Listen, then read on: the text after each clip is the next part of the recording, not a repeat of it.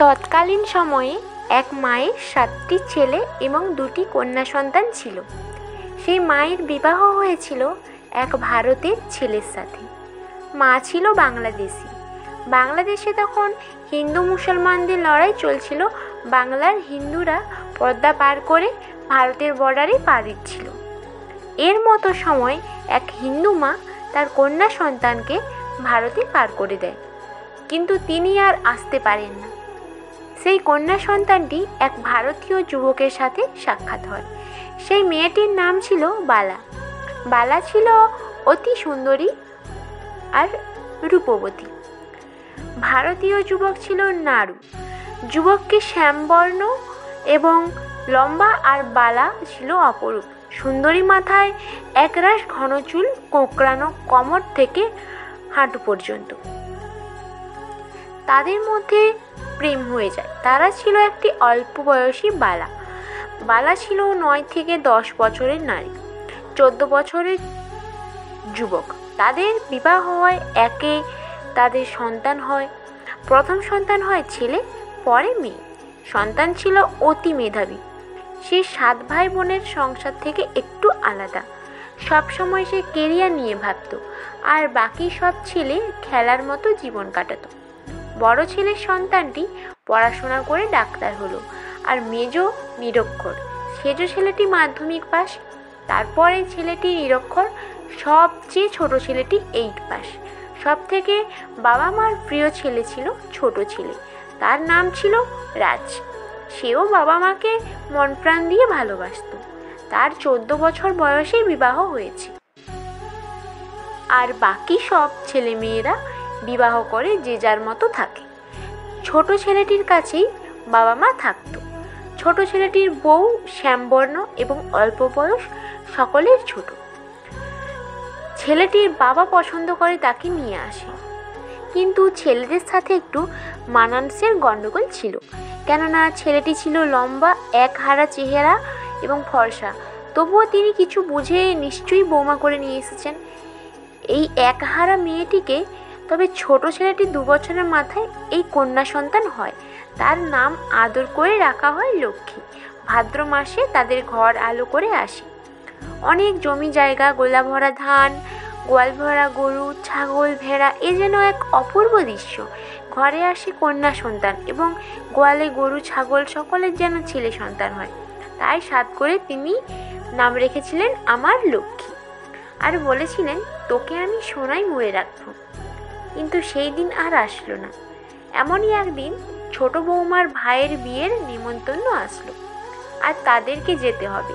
শরীরটা খুব একটা ভালো ছিল না, তাই তার খুব স্বাদ হলো ছোট নাতিটিকে কোলে নেওয়া। রাজ মাকে ডেকে বাবা ছোট্ট মেয়েটিকে নেবে বলে বায়না করলো। তাই শুনে মা তো অবাক। সে কি গো, তুমি তো কোনোদিনই তোমার ছোট ছোট ছেলে মেয়ে, তোমার নাতি নাতনি কাউকে খুলে নাওনি। এই বয়সেও তো এখন খুব ছোট, তুমি নিতে পারবে? দাও না, একটু ঠিক করে আছে দিচ্ছি। মা ঘর থেকে আমার 2.5 মাসের ছোট মেয়েটিকে নিয়ে এসে মা বাবার কোলে দিল। আর বাবা কোলে নিতেই তার মুখে এক থাবলা লাল ফেলে দিল। মা চেঁচিয়ে উঠল, কি করলে? ওর এখনো মুখে প্রসাদ দেওয়া হয়নি, তুমি ওর মুখটা এঁটো করে দিলে। কি করব বুঝতে পারিনি, এই বলে তার কোল থেকে মা নিয়ে নিল। আর যাওয়ারও তাদের টাইম হয়ে আসলো।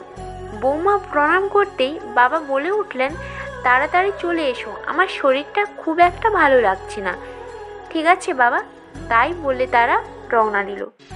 বিয়ে হয়ে গেছে 1 সপ্তাহ হয়ে গেল। বৌমা, আমার মনটা খুব একটা ভালো লাগছে না, কালকে চলে যাবে? পরের দিন সকালবেলা উঠে বাড়ি যাবে। এমন সময় শোনা গেল রাস্তায় গাড়ি চলছে না। তাহলে আর কি করা যাবে, পরের দিনই যাব।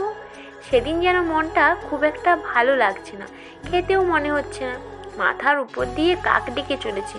ও তবুও ছোট মেয়ের মা, তাই 2টো ভাত নিয়ে উঠোনে খেতে বসলাম। ভাত মুখে দেয়নি, কেবল মুখের কাছে নিয়ে আসতে হঠাৎ চোখগুলো ছোট নন্দার ওপর। তার মজায় একটা গামছা বাঁধা দেখতেই আমি বুঝে গিয়েছি যে বাড়িতে কিছু একটা হয়েছে। না খেয়ে উঠে পড়লাম, কিন্তু আমাকে কিছুই বলছে না। বলছে যে খেয়ে নাও, আমি এমনি এসেছি। ও ওর জন্য মন ভালো লাগছিল না তাই। কিন্তু আপনজনের কিছু হলে মন আগের থেকেই সাড়া দেয়। আমি না খেয়ে উঠে পড়লাম। বাড়ি যাব। কি হয়েছে বলো? আমি বারবার জিজ্ঞেস করতে থাকি। নন্দাই বললে বাবার শরীরটা খুব একটা ভালো নয়, বাড়ি চলো, বাড়ি যাব। কিন্তু কিসে করে? তখন 2 মাইল রাস্তা হেঁটে যেতে হলো। তারপর একটি গরুর গাড়ি চোখে পড়লো। সেই গরুর গাড়িতে করে 2 মাইল যেতে আবার হাঁটতে হলো। রাস্তা খুব একটা ভালো ছিল না, তার উপরে গাড়িও নেই। তারপরে হাই রোডে আসতেই কোন একটা পার্সোনাল গাড়িতেই বেশি টাকা ভাড়া দিয়ে কোনো রকমে পৌঁছালাম। কিন্তু অনেক দেরি হয়ে গেছে। রাস্তায় আধা মাইল দূরে বাবাকে বাড়িতে করে নিয়ে চলে এসেছে। আমাদের দেখতেই গাড়িটা থামায়। গাড়িটা কেন থামাবে না? রাজ মেয়েকে কোলে নিয়ে কাঁদতে লাগলো। মা, তুই আগের দিন কেন এলি না? তোর দাদাই দেহত্যাগ করার সময় তোকে খুঁজছিল, শুধুই তোকে, আর তোর হাতে জল খাবে এইটুকু সে জানিয়েছিল। সে বারবার বলছিল যে আমার লক্ষ্মী কোথায়। তোর দাদা যে 1.5 বছরের ছিল, তার হাতে করে তাকে জল দিতে গিয়ে বলা হলো যেটা তোমার লক্ষ্মী। কিন্তু তবুও সে ওই সময় তোকেই খুঁজছিল। সে বুঝতে পেরেছিল যে সে তুই ওটা না। তার চোখ যেন তোকেই বারবার খুঁজছিল। দেরি হয়ে যাচ্ছে, তাই গাড়ি ছেড়ে দিতে তার শেষ কাজ করার জন্য আমরা বেরিয়ে এলাম বাবাকে নিয়ে। শ্মশানে ঢুকতে খুব একটা ভিড় ছিল না। বাবাকে আগুনের ঘরটার মধ্যে দিয়ে দেওয়া হলো। নিমেষের মধ্যে তার অস্তিত্ব মিটে গেল। সব কিছু যেন এক নিমেষে শেষ হয়ে গেল ওই ঘরের মধ্যে। এতক্ষণ বাবার প্রাণটা না থাকলেও মানুষটা আমাদের সাথেই ছিল, কিন্তু এখন আর নেই। সারা জীবনের মতো চলে গেল। আর থেকে গেল কিছুটা আফসোস যে বাবা সারা জীবনের মতো চলে যাওয়ার সময় আমার মেয়েটিকে একবার দেখাতে পারলাম না। যাই হোক, এভাবেই অঘ্রাণ মাসের 14-15টা দিন এভাবেই নিয়ম পালন করে বাবার কাছে সম্পূর্ণ করা হলো। রাজের মা, কি হবে মায়ের? সকলে স্বার্থ গোছানোর জন্য লেগে পড়লো। যে যার মতো মাকে নিয়ে সিগনেচার করিয়ে, জমি বিক্রি করিয়ে নিজের নামে টাকা রেখে দিল। টাকা আত্মসাৎ করলো। তার মা বলল, মা, আমি তোমার নামে বই খুলে দেব। মা তো নিরক্ষর, কি করবে? স্বামীর এত জায়গা জমি থাকা সত্ত্বেও মায়ের হাতে কোনো টাকা এলো না। এলো শুধু মিথ্যে কাগজ। সেই কাগজটিকে মা বই ভেবে যত্ন সহকারে তুলে রাখলো। কিন্তু কোনোদিনই সেই টাকা আর পেল না। অনেক জমি থাকা সত্ত্বেও, জমিদার বংশ হওয়া সত্ত্বেও সব কিছু এক নিমেষে মিটে গেল। সবাই বলে যে মরে গেলে নাকি কিছুই সঙ্গে যায় না, কিন্তু আমাদের ক্ষেত্রে হয়ে গেল একটু উল্টো। বাবা যাওয়ার সাথে সাথে তার পিছন পিছন 1 বছরের মধ্যে তার সমস্ত জমি জায়গা, সাধের বাগান, সমস্ত কিছু বিক্রি হয়ে গেল। পড়ে থাকলো পৌরসভার কিছু অল্প জমি, যেটা বাবার নয়, মায়ের নামে। সেইটুকু আর আমি কাউকেই বেচতে দেইনি, আমি রেখে দিলাম মায়ের নামে। সবাই তো জমি নিয়ে নিল, যে যার জীবনযাপন শুরু করে দিল। একবারও ভেবে দেখলো না মা কি করবে, মাকে কি দেখবে।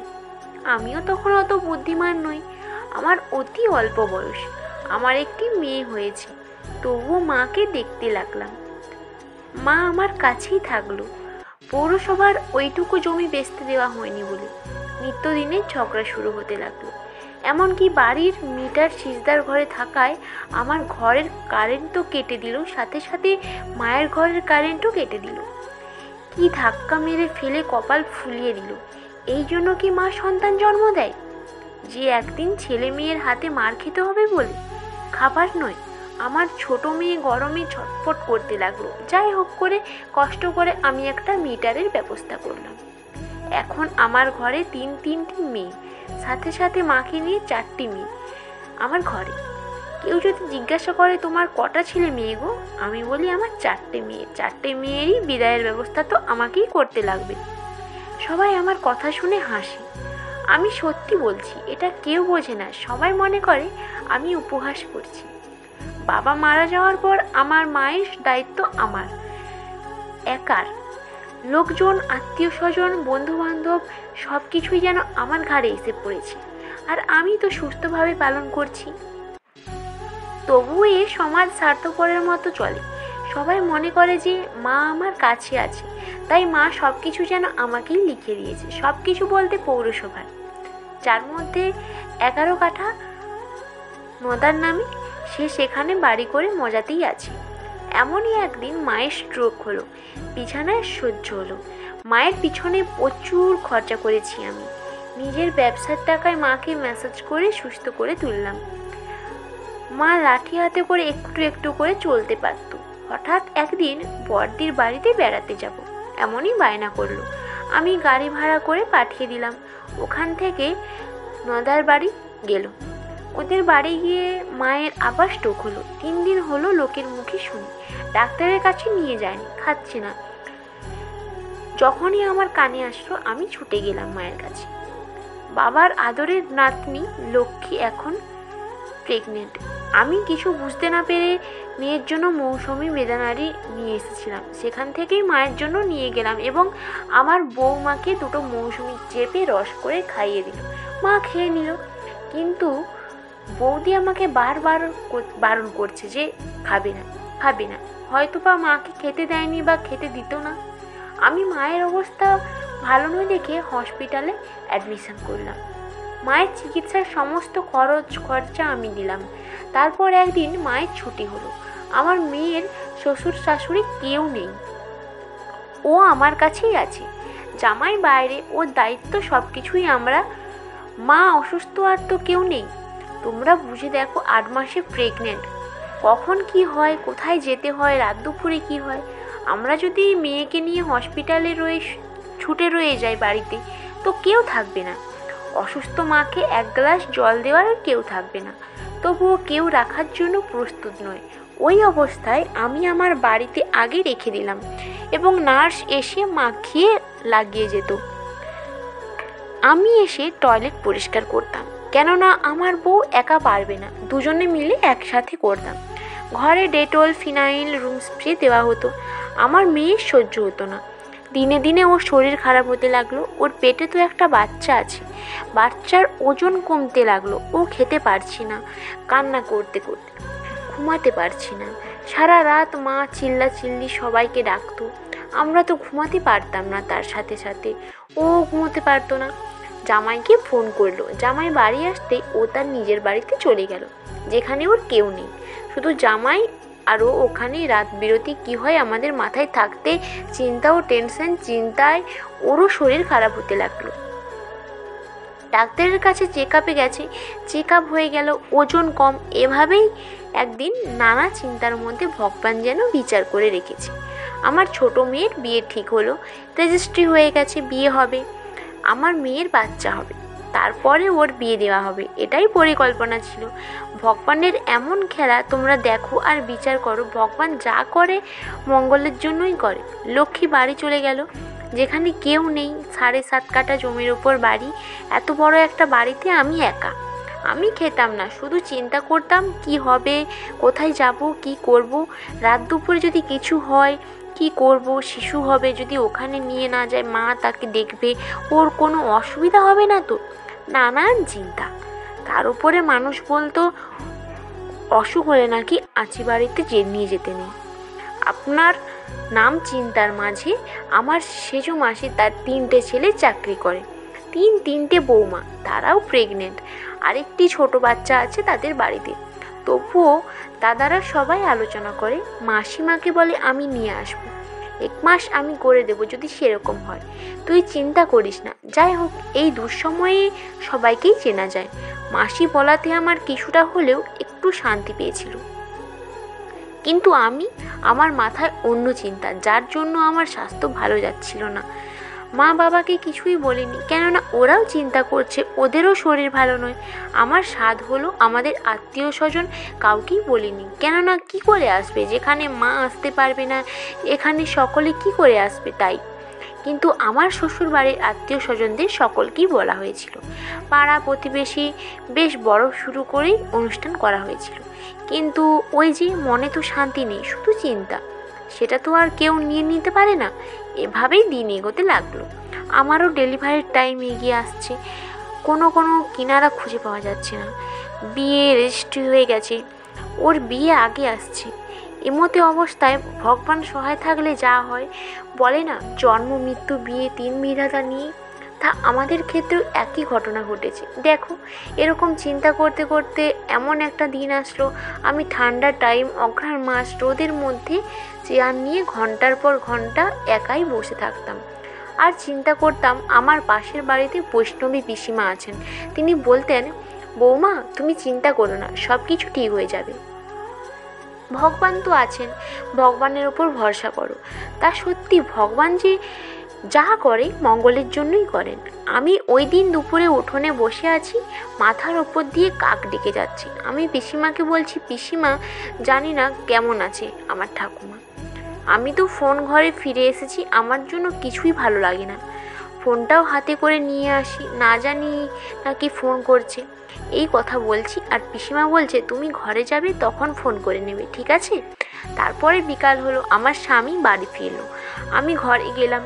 শীতের রাত, খাবার গরম করে খেতে বসেছি, মাছ হয়েছে। সেদিন যেন আমার মাছ খেতে মনে হচ্ছে না। আমি বললাম, আমি আগে বাড়িতে ফোন করি, আমার মন ভালো লাগছে না। খেতে বসে বাড়িতে ফোন করলাম, আমি খেতে পারলাম না। মাকে জিজ্ঞাসা করলাম, ঠাকুমা কেমন আছে? মা বলল, ভালোই আছে, কিন্তু আমার মন যে মানছে না। জানি না কে যেন আমার মনের মধ্যে এসে নাড়া দিয়ে ভুলে গেল যে বাড়িতে কিছু একটা হয়ে গেছে। তাই আমার মন কিছুতেই মানছে না, আমাকে মাও বলতে চাইছে না।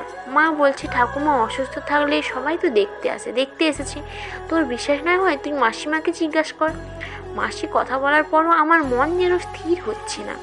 বারবার ফোন করার পর বাবাকে ফোন করলাম, বাবা কোথায় আছে আর কি করছে এটা জানার জন্য। বাবাকে জিজ্ঞাসা করতেও বাবা বলল, আমি একটু রাস্তায় আছি, দরকার আছে, বাইরে এসেছি। কিন্তু গলার ভয়েস যেন আমার কাছে ঠিক লাগলো না, রক্তের টান তো, তাই হয়তো। আবারও মনে কড়া নাড়ল।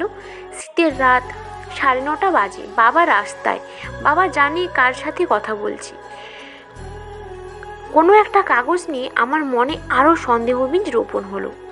আমি বাড়িতে আবার ফোন করলাম, আবার মা ফোন রিসিভ করলো, তাও মা বলছে না। 2 বোনকে ফোন করলাম, ওরাও কিছু বলছে না। আমি ছাড়ার পাত্রী নই, আমার মাকে ফোন করলাম, এবার যেন হালকা কান্নার আওয়াজ ভেসে আসছে আমার কানে।